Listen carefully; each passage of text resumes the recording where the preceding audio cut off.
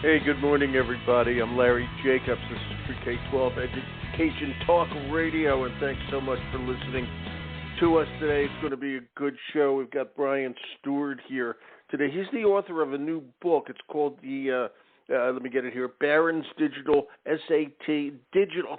I want to say this the right way. Barron's Digital SAT Study Guide Premium. Okay, it's all about how to take and do well in study for the digital SATs, which is a different animal. And believe me, it's been a long time since I took the SATs. In my day, they were only called the SAs because the T hadn't been invented yet. And that's a long way to go for a bad joke, okay? But it's been a long time. So Brian's going to be with us. He's the founder and president of BWS Education Consulting, Inc. It's a tutoring and test prep company, and he's nationally recognized test prep expert. This is going to be a great show, okay? He actually got a perfect score on the SAT. We're going to talk to him about that. He could have given me, he got a 1,600. He could have given me 800 of the points and still got into any school he wanted. But we'll talk about that, okay, over the course of the next 45 minutes or so with Brian. We're going to archive the show over at ace-ed.org. That's the home website of our American Consortium for Equity in Education, ace-ed.org. Everything we do is over there, and everything we do is free. So please go read our new issue of the magazine, which is called Equity and Access. You'll see the cover. Just click on it. A beautiful issue this month. Okay, we put our awards program, our excellent. It's in Equity Awards. There's an icon there. We ask you to nominate yourself, companies you work with, your colleagues, et cetera, et cetera. You'll see all the categories. All right. Plus, we have all the podcasts like this one over at ace-ed.org. And without further ado, with me blabbing here, it's Larry here. Good morning once again. Brian Stewart. Hi, Larry. Thanks for having me on. I appreciate the very nice intro. That was great. Thank you. Are you kidding me? You're welcome, man. I know you live in Columbus, Ohio. I'm just curious, is there any kind of football program there that you know about? Oh, just a little bit. Yeah. Is there one? Just a slight interest in football around here. Actually, I have a distant relative who played for Ohio State football, and he was a walk-on when you could still do that, and he actually went on to be a captain and win the Rose Bowl. This was back in the 1920s, but yeah. So, still, whoa, yeah, whoa.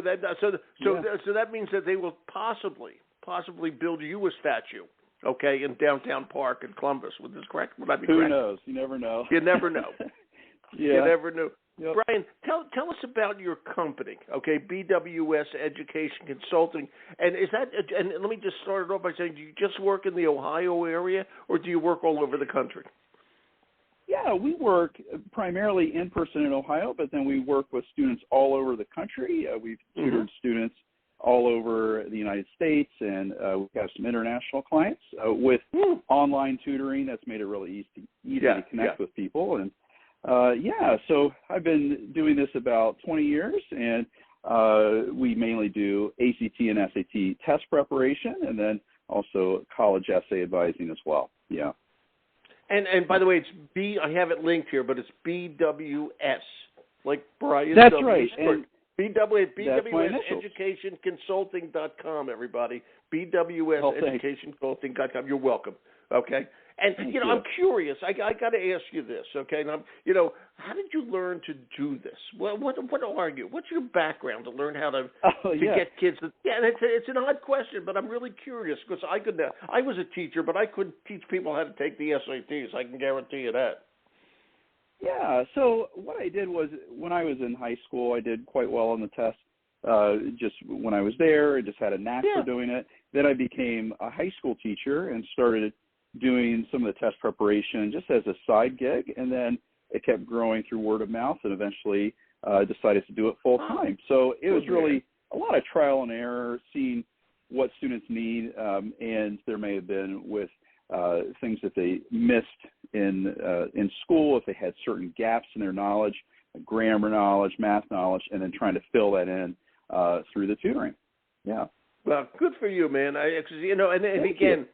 taking the SATs is a specialty. Okay, I did horrible, and I have to say, okay, and I want you to talk about this. They were not a good measure of the way I did in college. Okay, I did very well in college, but I did absolutely horrible on the SATs. Okay, and you must hear that a lot. Okay, and just is there? Oh, sure, yeah. What's the relationship between the two? And let me ask it a different way. We're going to get into the digital stuff in your new book, but why take the? Well, tell me about this. Well, why is this happening? Is that a? There definitely can be a disconnect. And I think the way to look at it is it can be a very useful metric for some students, but maybe it's not the best for others.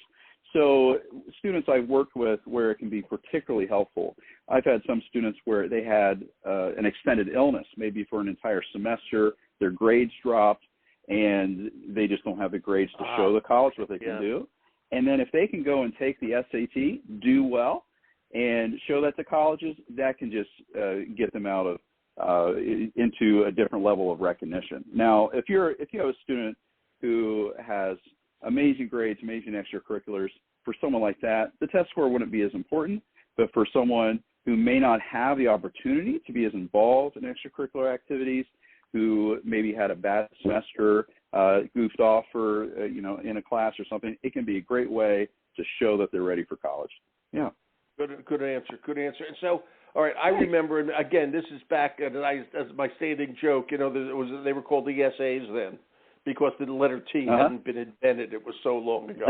Okay, they were using cuneiform to do the test. We had to answer it with a little hammer on clay. Okay, and a long time ago. But I still remember.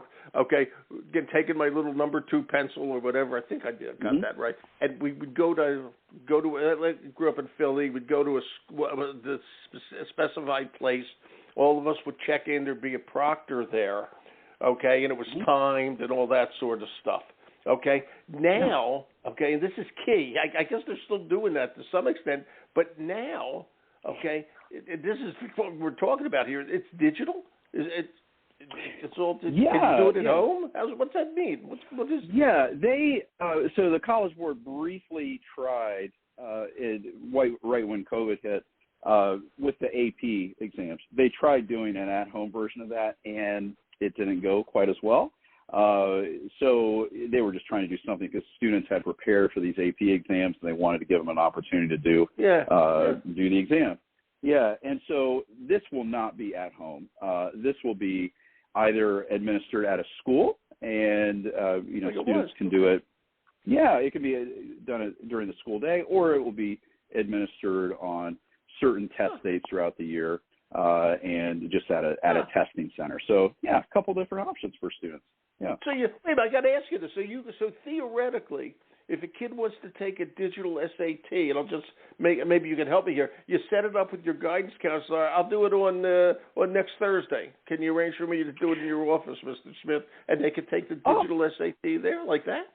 Yeah, well, some students have already been doing that to some extent if they have accommodations because they have, say, like ADHD, dyslexia, and they get to take the test over multiple days. They are already setting up the test to do with their guidance counselor. But the flexibility of the digital SAT will be really nice where schools will have that freedom to say, all right, we're not going to take the entire day off to do the test for everybody. They could probably do that if they wanted, but they could say, all right, we're going to have this group of students do it this day, this other group of students do it another day, so perhaps it wouldn't be as disruptive for the school. So I think when they design this, they're really trying to make it easier for it to be implemented so students have the opportunity to take it. And I think a big part of that is just it's a shorter test as well, just taking a little over 2 hours instead of taking most of a school day to complete. Oh, that's good. That's good. I like that right off the bat. Okay, so I have to ask this. Okay, what's the difference in prep? All right, and this is what you're an expert on. Again, you're the author for Barron's Digital SAT Study Guide. Mm-hmm. Is it a different test than if it wasn't digital? Why is yes. Why are we concerned about the word digital? Maybe that's what I'm questioning. What's different? There are a couple of major ways that it'll change the testing. One will be there are tools embedded in the testing program. Like something a lot of students I talk to like about this is they have a Desmos calculator. So it's built in. If you forgot your calculator, no worries. You have this really nice calculator built in. So there are also other tools like you can annotate text if you want. You can flag questions if you want. So I think part of the prep is getting students familiar with those online tools so they can use those. And another big thing that's different is the test is adaptive. So that's something they wouldn't be able to do in a paper version of the test. But the way it works is you'll start off with a reading-writing section that's of about moderate difficulty. And depending on how you do on that, you then go to a harder level or you go to an easier level. So that's a big change in the way it's done, and that's why. But how does that help? How does that help a college? Let me throw it on the other side here. How does a college ascertain where that kid is? In other words, did they get I'll say an 800 on an easier test than another kid who got a 600 on a much harder test? How's that all work out in the college admissions mind? Yeah. So cool. A big thing that College Board has been working on the past couple of years is showing through research that the scores from the current SAT, the paper one, would be equivalent to what students would have on the digital SAT. So the test would not be worthwhile to colleges if you had a test section that's a test score that didn't equate to the same score.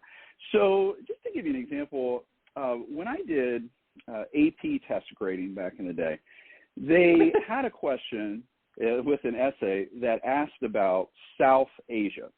And a lot of students thought Vietnam was part of South Asia. And so students bombed that.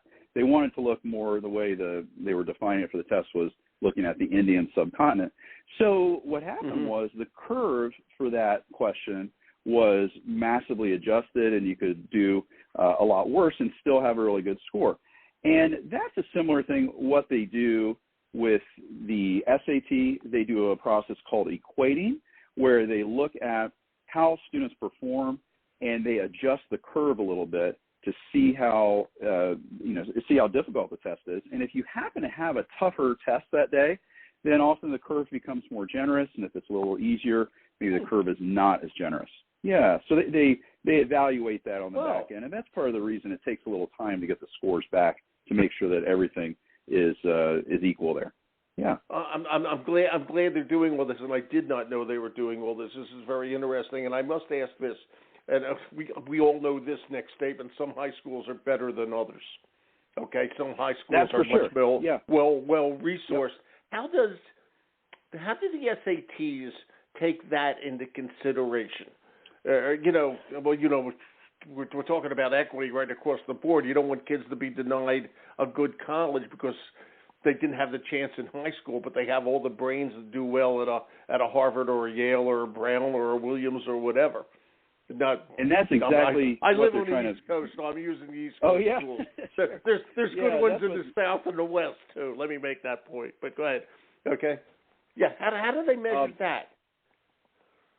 So I think a big thing they're trying to do is to identify those students who maybe have aptitude with grammar, with reading, with math, but maybe even if they didn't have the most, the best instructional opportunities, maybe they didn't have AD classes, IB classes, they could still do well. So what you notice in the test design is they don't have a lot of obscure concepts that you would have to memorize. And sometimes when I've seen students who go to like a really selective private school, they sometimes overthink questions because they look at it and say, I go to XYZ school, I should know how to do this.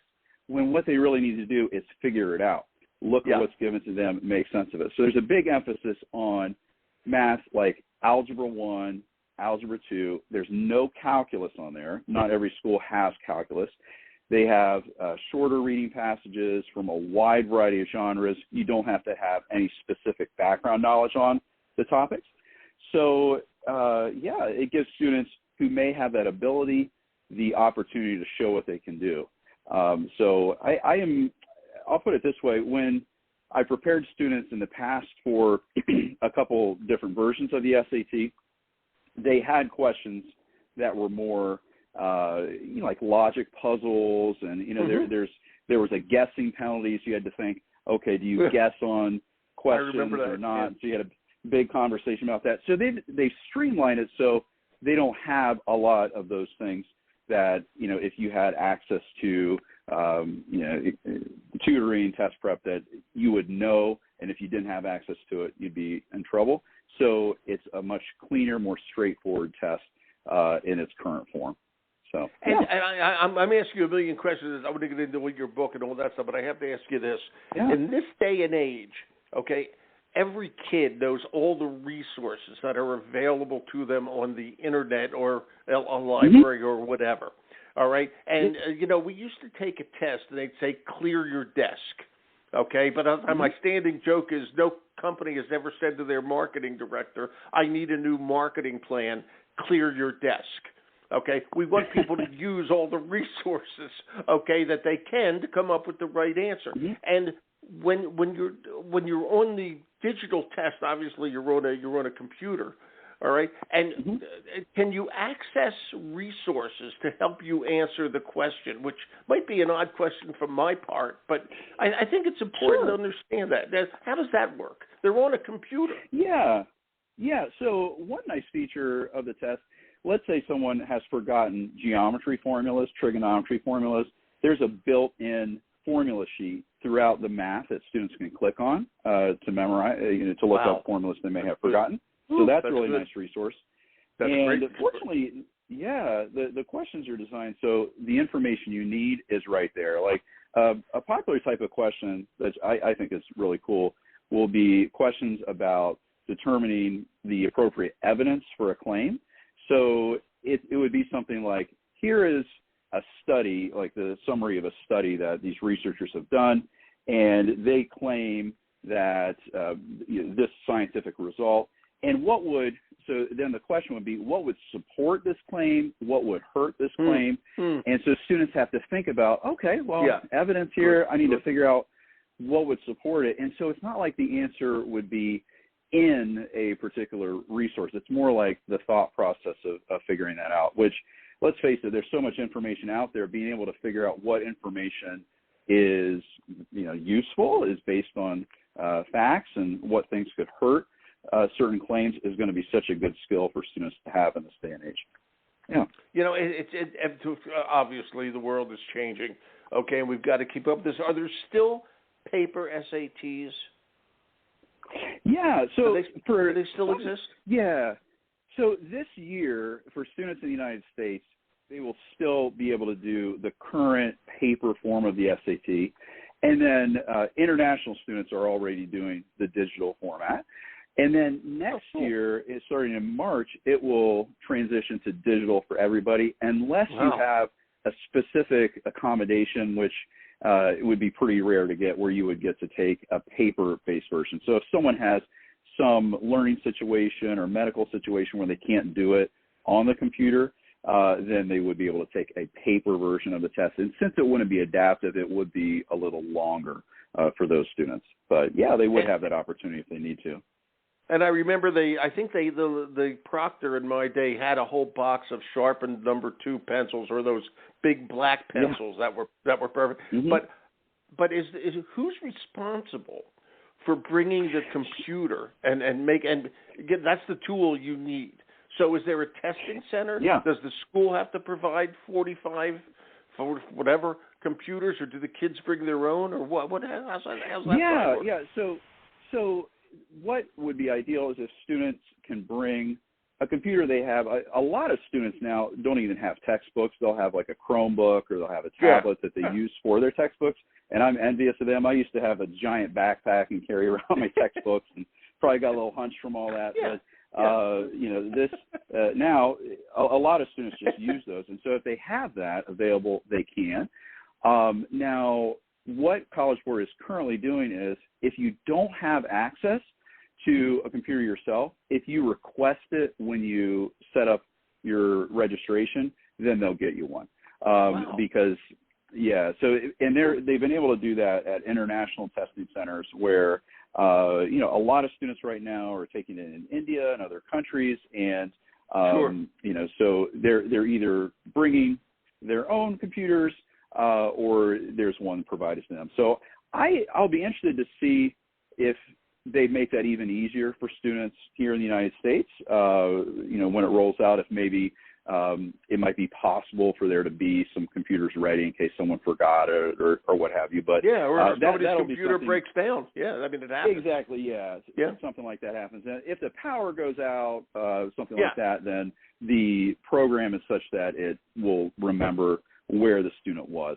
But what students can do, if they have a Chromebook or an iPad or whatever, they can download the Blue Book app ahead of the testing, and then they're all ready to go. They go in, and then the proctor will, start it for them and get it going, and then they don't have to fill out all those papers ahead of time, and the proctor doesn't have to collect all these booklets, and we don't have to worry about will the booklet get released on the internet ahead of time or anything like that. So I think it'll ultimately be a more secure setup. But I do think it would be nice if they did make it so more students could have access to it if they did have a technical glitch or maybe forgot their computer. So we'll see what happens in the coming months with that. Yeah. And then here's the next question, okay? A lot of colleges, okay, are dropping the SATs, and you certainly know this, Brian, okay? Why should they? But what's going on with the SATs? You're a tutor. Absolutely, okay? You deal with this all the time. What's going on? How's it affect? I'll ask it this way, and it's the same question. How's it affect your business? Okay, you don't have to answer that with numbers or anything, but I'm just curious. Okay, there's a change afoot, and I don't know how deep it is. Okay, but you do. Talk about that. What's going on? Yeah, definitely. So just the landscape of testing right now, if you look at most colleges, about 96-97% of colleges in the U.S. will accept the SAT or ACT if you turn them in. There are a handful. Wow. Yeah, so it's actually, there's an important distinction between.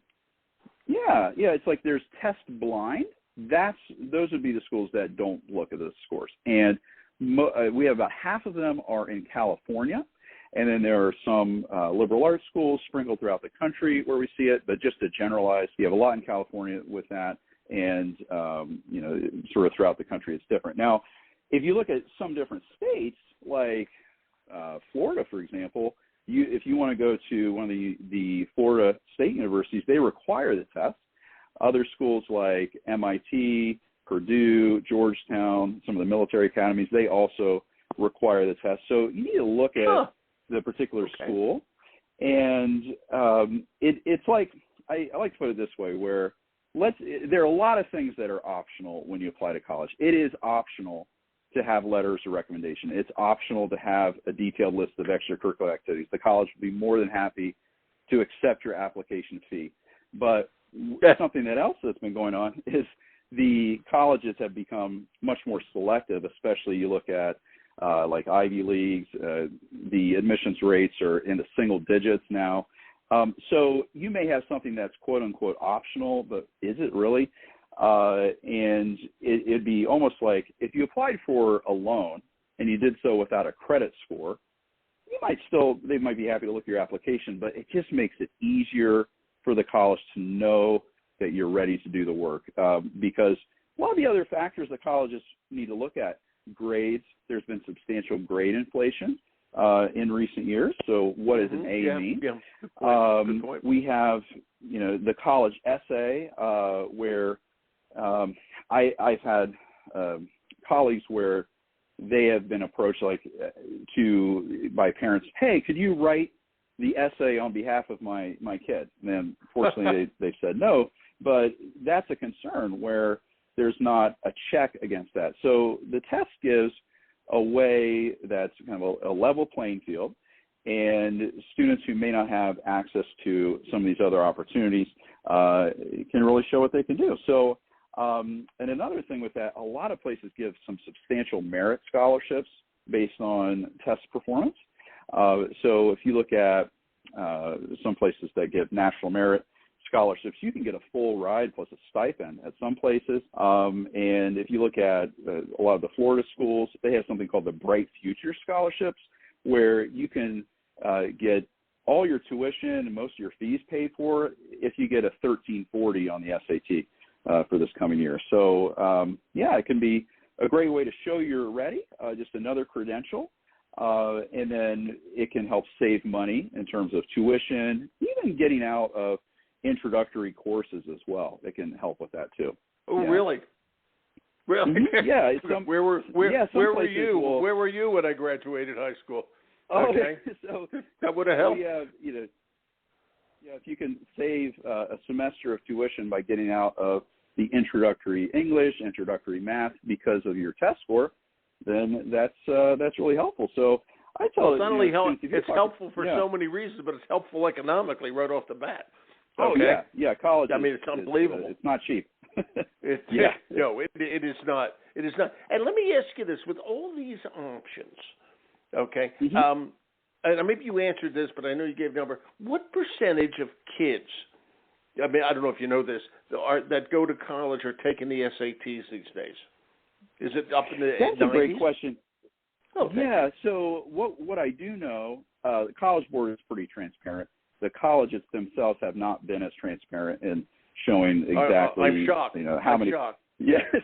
So we do know that this past year there were 1.7 million students who took the SAT. So that's a good number. Wow. Where students so you have a lot of people that are able to do it, and I think you really don't have anything to lose by trying it, because in talking to admissions officials, if you can score the 25th percentile or above for students who are admitted, then it's worthwhile to submit your scores, because then they know you're not deciding not to send it in because it didn't go as well. So, it's really like you take it. If it goes well, it can only help you. And then if it doesn't go as well, then that's okay. You don't have to turn it in for a lot of the optional schools. Yeah, I was just going to say there's other things they measure, which is very, very mm-hmm. key. Okay, this is pretty good. I have to ask, and again, I know you don't work for the SATs, but if you take the test and you do lousy in it like I did, okay, mm-hmm. the first time, can you say I don't want that submitted to the school? I want to take it again. Oh yeah, Is it automatically submitted to the school, or do you have how's that work? You have the option. So some students want to show that they're interested in schools by when they sign up for the SAT, they can have it sent to certain colleges if they like. And the mm-hmm. College Board will do that free of charge for several schools. And let's say you want to wait and see how it goes, then definitely you can wait on it. And a couple things that can help. Sometimes the colleges will let you verify your scores after you've been admitted. So you can say what it is on your application, and then they just need to check it once you've gotten in, make sure you weren't making it up. And then also something that's a little different nowadays is something called super scoring, where you can take the best score you have from each part of the test and then put that together. So let's say you took the test and you bombed the reading, but did really well in the math, and you have that math score set, and you can take it again and focus a little bit more on the reading, writing, then put those together. Now, you don't want to just blow off the other section. Yeah, but that creates a little less pressure, more opportunities for students to demonstrate what they can do. Yeah, my standard joke used to be I got a 1,700 in the boards, but that's if you add up all the times I took it, all the scores. Oh, I got you. Yeah, I didn't get a 1,700, by the way. I just want to make sure everybody understands that I did terrible in these things, which brings me to my next question. Okay, I did horrible the first time I took the test. Absolutely horrible. It was mm-hmm. beyond belief. I think I gave you 200 for writing your name, and I think I got a 204. Okay, and I'm not sure I even spelled my name right on that thing. Okay, and my question is, the next time I took it, I was very nervous. Okay, and test anxiety. And again, I'm not good on that kind of a test, and I'm not the only one who's not good on that kind of a test. Okay, for kids who have test anxiety, and you must deal with this all the time, okay, as a tutor, what are the tips to help kids understand this stuff? Oh, sure. So Yeah. I think, a big thing is you can try to think about what's the worst case scenario here with this. So a lot of students, it can be, okay, where would I be able to get in with the scores that I have? How do the other parts of my application look? So sometimes you look at the worst case scenario and realize it's not that bad. I can get in a lot of places. I think also you look at the test score is such an easy thing to measure. It's like going to the doctor and like, what's your temperature? But getting your temperature doesn't tell us everything about your health. What if you have a perfectly fine but temperature? The difference is, was it oral or rectal? That's the question. Oh, no. Okay. Yeah. That's the difference in the testing. Okay. That's the anxiety question. Is it oral or rectal? Yeah. So, go ahead. Maybe another example would work. Go ahead. Yeah. I'm only kidding you. So Let's talk blood pressure. Blood pressure is less invasive. Absolutely. Yeah. So you have the blood pressure. Right. And so you have that measure, and that just gives you one piece of the puzzle as to someone's health. And that's what the testing is like. You have the score, but then let's look at other parts of the application. And often students who are anxious about the test tell themselves, well, this is the one thing keeping me from getting into the college. It's just the one sort of black eye that I have. And then it's like, well, everything else is really good, so this isn't as important for you. It would be more important if you didn't have the grades, if you didn't have the extracurriculars. So it's just one part of the application. And I think one of the best things students can do is just make their practice as realistic as possible, to try practice tests under the time conditions in the same way people do with other high-performance endeavors, whether it's for a play or dance or music or sports. You want to make, you just, if you're doing your free throws and you get thrown off by a lot of people yelling while you're doing them, then you'd want to practice with that sort of stimuli around you, so you're ready for the real thing. So I think making the practice as realistic as possible, and then I think students can start early, like don't wait until it's sort of like, I only have one chance to do this. I had a student where he was in the New York area and wasn't able to take the SAT, ACT until right before he needed to apply because everything was shut down because of the pandemic. That was a pretty stressful situation for him. So fortunately, students can take it early, take it often, and plenty of chances to do that, which can help as well.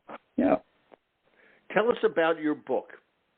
Tell us about your book. Let me say the name. It's Barron's Digital SAT Study Guide Premium 2024.